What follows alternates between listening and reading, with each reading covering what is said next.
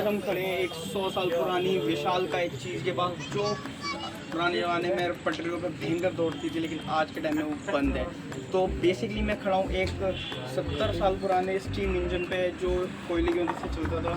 तो ये जो स्टीम इंजन है, आज मैं आपको उसकी स्टोरी भी बताऊँगा और जो इसकी कंपनी वगैरह थी, जो इसके मतलब किस कारण से खराब हो गया, सब बताऊँगा। तो चलते हैं इसके अंदर। ये जो कंपनी है वो कावासाकी की कंपनी है, तो उसने जापान से लाया गया इस इंजन को 1960 में, जब ये इंजन लाया गया था। और ये भाई बहुत पुराना इंजन है और पता ही नहीं क्या। और आपको भाई ये इसमें इतनी सारी बहुत सारी चीज़ होती है, जैसे कि ये हैंडल वगैरह इसका भाई बहुत हार्ड है। और ये जो इसका पता नहीं क्या है मुझे, ये हैंडल है इसका, ये तो आसानी।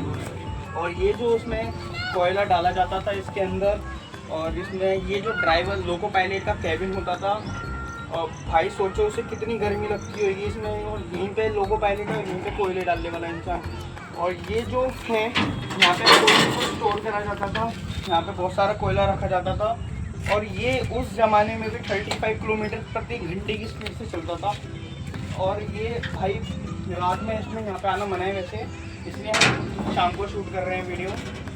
तो हाँ, क्या कारण होगा ये जो इतने अच्छे इंजन को यहाँ पे रख दिया गया?